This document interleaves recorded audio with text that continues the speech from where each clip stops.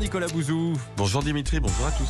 Nicolas, l'INSEE a publié hier matin sa première estimation des comptes nationaux 2022. Alors, ils sont très dégradés sans grande surprise. Oui, alors je vais vous parler de l'avenir dans quelques instants, mais ces séries statistiques, elles nous donnent un recul historique intéressant, surtout au regard de l'actualité sociale. Alors, la première chose, c'est que les dépenses publiques sont très élevées. Bon, ça, tout le monde le sait, mais ce sont surtout les dépenses sociales qui sont élevées. C'est une particularité française, il faut le dire encore et encore, la France a le système de protection sociale le plus étendu au monde, c'est avéré statistiquement. Deuxième chose, l'écart entre les dépenses et les recettes est énorme. Les dépenses publiques, c'est un peu plus de 58% du PIB.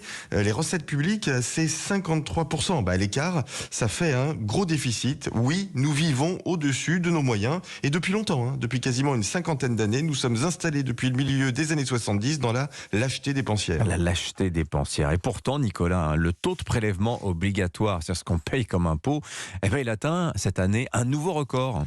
Et oui, ce déficit public, c'est pas parce que nous serions laxistes en matière d'impôts et de charges. Écoutez bien ça, le taux de prélèvement obligatoire à 45,3% du PIB n'a jamais été aussi élevé.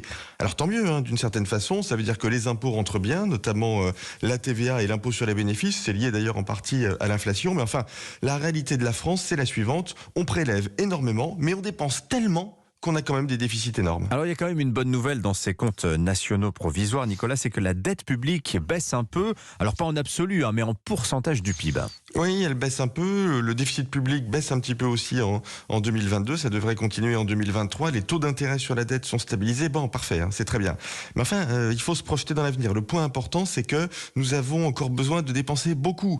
La loi de programmation militaire, 400 milliards d'euros, il faut recruter et augmenter les enseignants, on recrute des policiers, vous venez de le dire, on doit investir dans l'innovation, dans la transition énergétique, bien évidemment. Un leitmotiv à gauche et chez certains jeunes qui manifestent, c'est, au fond, ce qui nous importe, ce qui nous intéresse, c'est la dette climatique, pas la dette publique.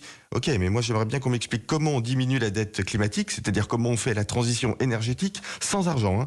Alors je vous le dis, ceux qui comprennent pas que face à cette dette et à ces défis, il faut pas faire quelques économies, tiens, allez, au hasard sur les retraites, ceux-là, à mon avis, ne font pas beaucoup d'efforts. Le problème, c'est est-ce qu'on a encore la volonté politique de faire des économies? C'est ça la vraie question. J'entends bien. Merci beaucoup Nicolas Bouzou, à demain. Jusqu'où peut